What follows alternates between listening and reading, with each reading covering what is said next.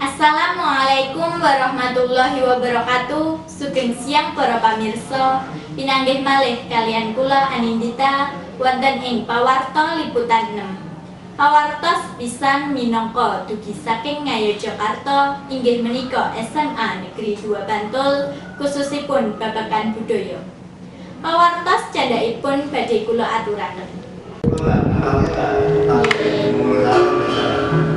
SMA Negeri 2 Bantul ngrupiaken sekolah berbudaya kalian nglestantunaken budaya sejatos Jawa yaiku gamelan uga karawitan.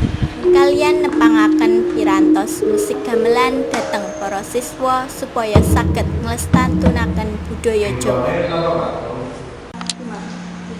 Kenging menapa karawitan kedah dipun lestantunaken, Pak?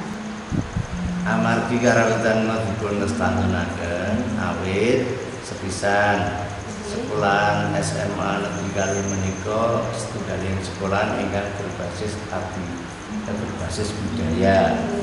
Lajeng karawitan menika ugi salah setunggaling budaya ingkang abdi burung kamangka wonten ing provinsi DIY salah setunggaling unggulan kabudayan ingkang paling cocok kangge para putra siswa mungkin sanes kecuali karawitan. Awit wonten ing karawitan menika mangke saged didik para putra menika saged gotong royong kanthi sae lan ugi dipun mangertosi bilih sak sampunipun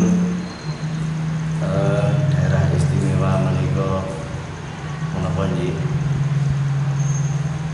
pikantuk salah satunggaling penghargaan saking pemerintah di DIY menika daerah istimewa ingkang saestu boten namung aken-akenan pramila sekolah-sekolah wonten ing saking DIY menika kedah dipun wonteni muatan lokal ing antawisipun seni budaya dina karawitan.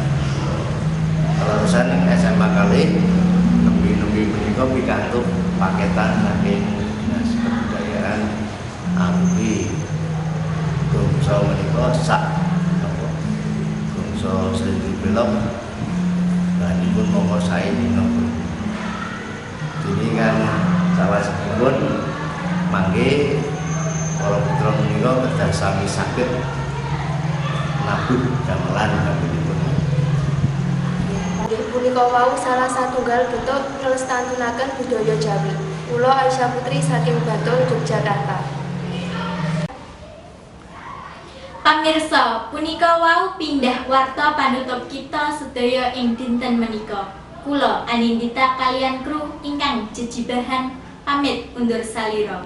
Semanten ugi matur nuwun. Wassalamualaikum warahmatullahi wabarakatuh.